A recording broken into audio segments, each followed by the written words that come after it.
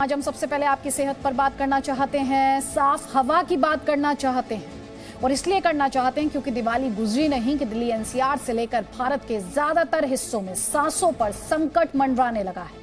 दिल्ली की हवा में बेहिसाब प्रदूषण है, सुरक्षित मानक 50 माना जाता है और दिल्ली में प्रदूषण 900 के स्तर तक पहुंच चुका है।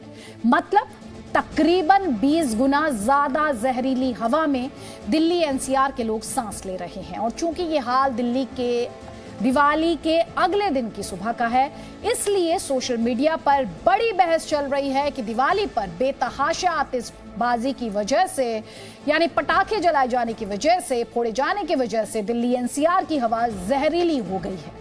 वैसे ये अफसोसनाक तो है कि सुप्रीम कोर्ट की रोक के बावजूद दिल्ली में पटाखे फोड़े गए, जलाए गए और उसका नतीजा भी सबके सामने है। लेकिन क्या दिल्ली एनसीआर के प्रदूषण के पीछे सिर्फ दिवाली की आतिशबाजी ही बड़ा फैक्टर है? क्या दिवाली में पटाखे नहीं छूटते तो दिल्ली एनसीआर की हवा साफ रहती? ये वो बड़े सवाल हैं जिनके बारे में आपको सच्चाई और अफवाह का फर्क करना और समझना जरूरी है। तो सबसे पहले आपको ये बता देते हैं कि दीपावली के ठीक दूसरे दिन दिल्ली एनसीआर की हवा कितनी घातक हो चुकी है।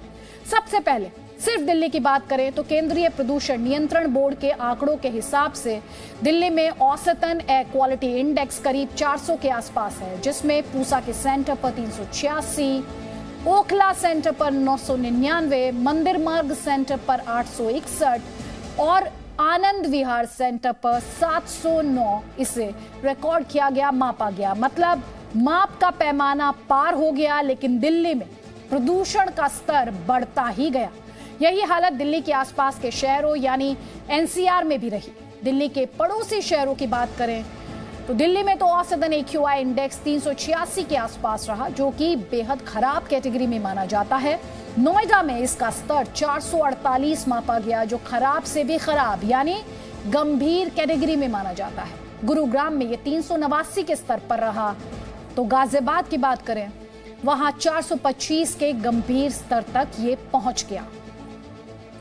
हवा में प्रदूषण के इस घातक स्तर तक बढ़ोतरी की बड़ी वजह दिवाली पर फोड़े गए पटाखों को माना जा रहा है। दूसरी तरफ दिवाली पर आतिशबाजी के समर्थकों का कहना है कि ये प्रदूषण पटाखों से नहीं बल्कि पराली जलाने के कारण हो रहा है। प्रदूषण पर नियंत्रण करने वाले संस्थानों का मानना है कि हवा के घातक स्तर तक प्रदूषण होने में कोई एक कारण नहीं है, इसमें जलाई जा रही पराली भी एक कारण है, दिवाली पर हुई आतिशबाजी भी इसमें शामिल है और ध्यान से सुनिएगा, औद्योगिक प्रदूषण भी इसकी वजह है और मौसम की कंडीशन भी इसमें शामिल है। तो चलिए सबसे पहले देखते हैं कि आखिर वो क्या कारण रहे कि दिल्ली वालों को जहरीली हवा की सौगात मिली है और कैसे असली मुद्दों को नजरअंदाज कर सियासत हो रही है।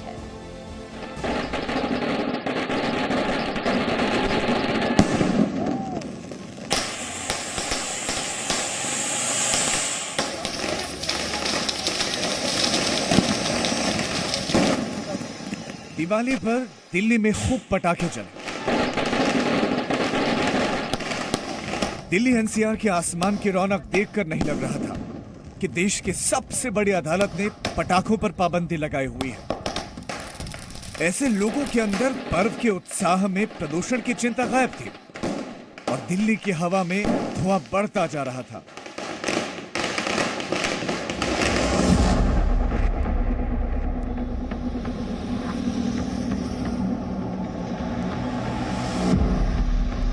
दिवाली की सुबह जब सूरज की रोशनी जमीन पर पहुंचने की जद्दोजहद करती दिखी, तब अंदाजा हुआ कि दिल्ली एनसीआर की हवा में कितना प्रदूषण फैल चुका था।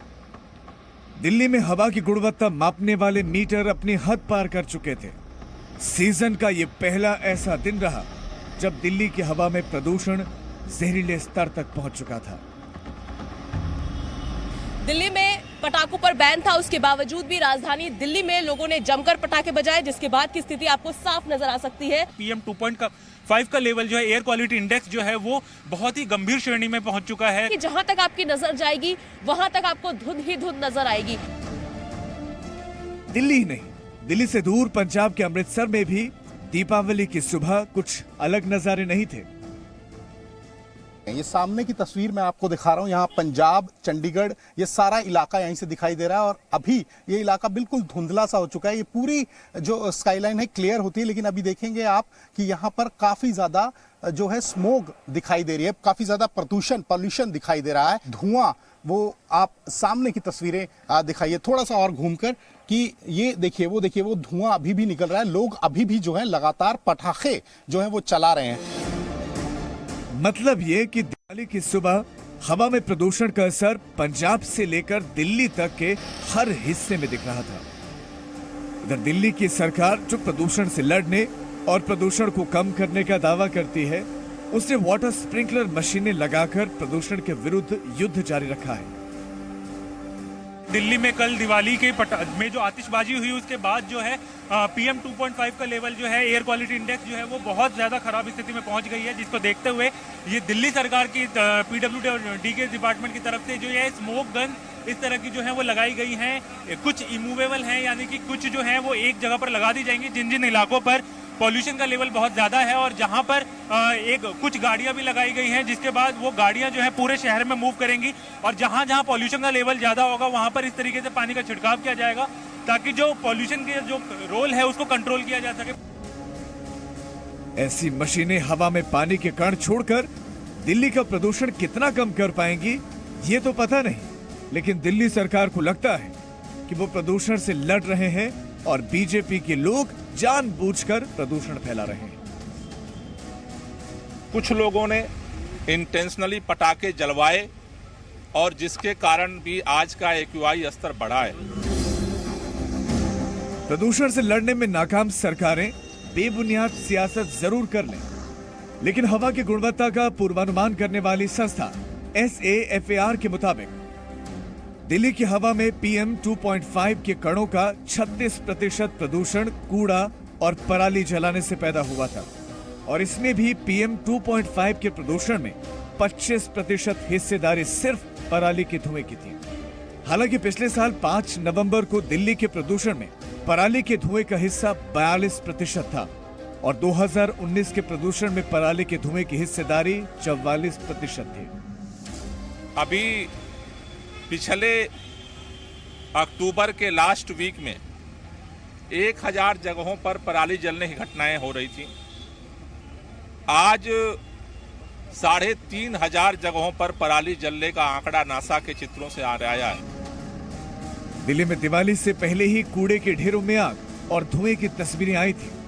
इससे साफ है कि दिल्ली NCR की हवा में जो प्रदूषण दिख रहा है वो सिर्फ दिवाली के पटाखों के कारण नहीं हो सकता।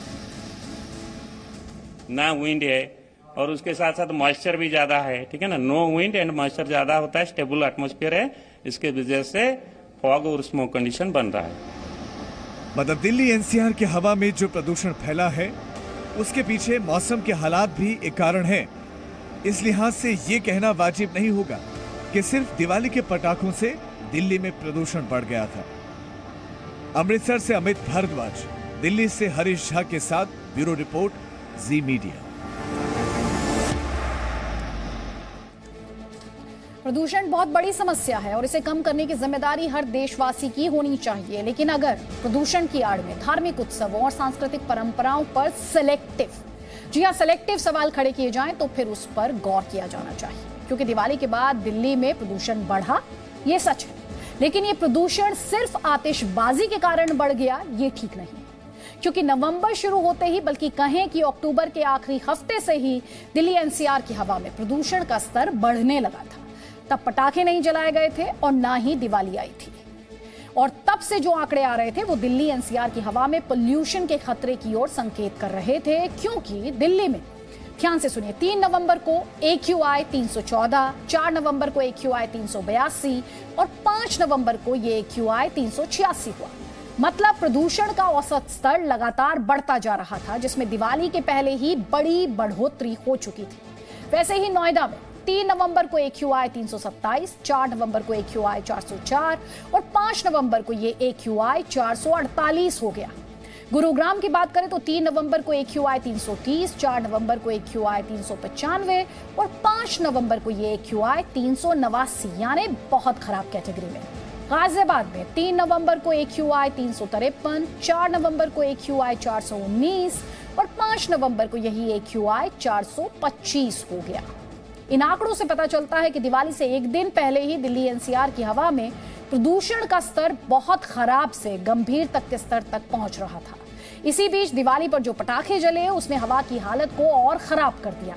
लेकिन ये तो रही एक दिन की बात। साल में एक दिन पटाखे जलते हैं, बाकी दिन क्या होता है कि प्रदूषण बेहिसाब हो जाता है, ये भी आपको जानना और समझना चाहिए।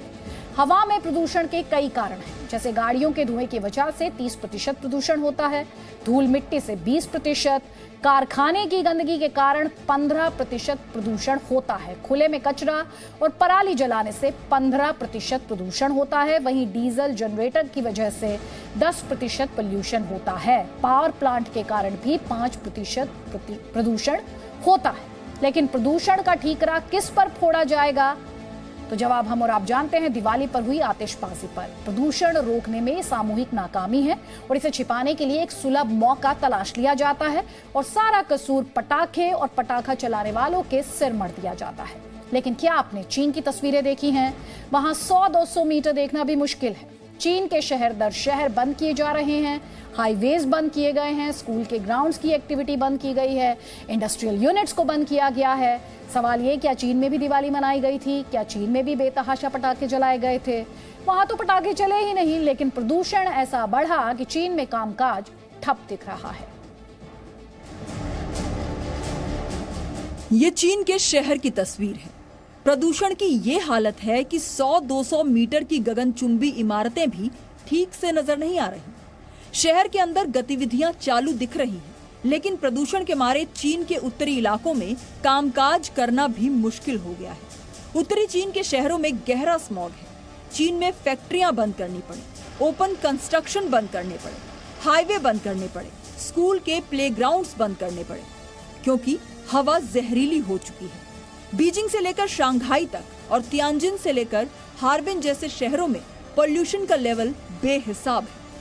लेकिन चीन जैसे देश में प्रदूषण को लेकर परंपरा, रीति रिवाज और सांप्रदायिक सवाल नहीं उठाए जाते। यहाँ तक कि सरकार की नीतियों के खिलाफ भी कोई सवाल नहीं खड़ा होता, जबकि दुनिया में क्लाइमेट चेंज का सबसे बड़ा कसूरवार चीन ही है, क्योंकि क्लाइमेट चेंज के लिए जिम्मेदार ग्रीन हाउस गैसेस सबसे ज्यादा चीन ही उगलता है। चीन अपनी ऊर्जा जरूरतों का 60% कोयला जलाकर पूरा करता है और पिछले महीनों में एनर्जी शॉर्टेज की खबरों के बाद तो चीन में 11-12 लाख टन रोज की रफ्तार में कोयले का उत्पादन शुरू किया जा चुका है। और आज उसी चीन में क्लाइमेट कर्फ्यू लगता दिख रहा है, जो स्कॉटलैंड के COP26 में शामिल तक नहीं हुआ। महज चिट्ठी लिखकर जिनपिंग ने प्रदूषण के खिलाफ जंग में खाना पूर्ति कर डाली। चीन की गैर जिम्मेदाराना हरकतों का एक और नमूना देखिए। ग्लोबल कार्बन प्रोजेक्ट की एक स्टडी में पता चला है कि 2021 के 9 महीनों में ही 36.4 अरब टन कार्बन डाइऑक्साइड पैदा हो चुकी है, जो कि 2019 के 36.7 अरब टन के करीब बराबर है। और ये भी पता चला है कि 2019 के मुकाबले 2021 में चीन में कार्बन उत्सर्जन में 7% की बढ़ोतरी हो गई, जबकि भारत में कार्बन उत्सर्जन को 2019 के मुकाबले 3% तक सीमित रखने में कामयाबी मिली है। विकास के नाम पर पूरी धरती के माहौल से खेल रहे चीन के अंदर क्लाइमेट को लेकर कोई जिम्मेदारी नहीं दिखती। ना तो चीन की कम्युनिस्ट सरकार ये चिंता करती है कि इस साल धरती के वातावरण में हर सेकंड औसतन 115 मीट्रिक टन कार्बन डाइऑक्साइड का जहर घोला जा रहा है।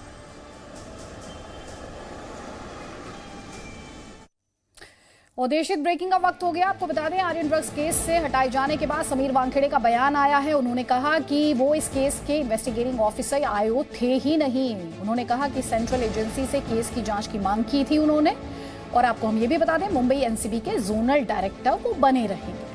तो थोड़ी देर पहले एक खबर आई थी कि समीर वानखेड़े को हटा दिया गया है आर्यन ड्रग्स केस से और अब संजय सिंह को जिम्मेदारी दे दी गई है। समीर वानखेड़े का बयान आया है जिसमें वो ये कह रहे हैं कि वो तो इस केस के आईओ थे ही नहीं और उन्होंने सेंट्रल एजेंसी से केस की जांच की मांग की थी।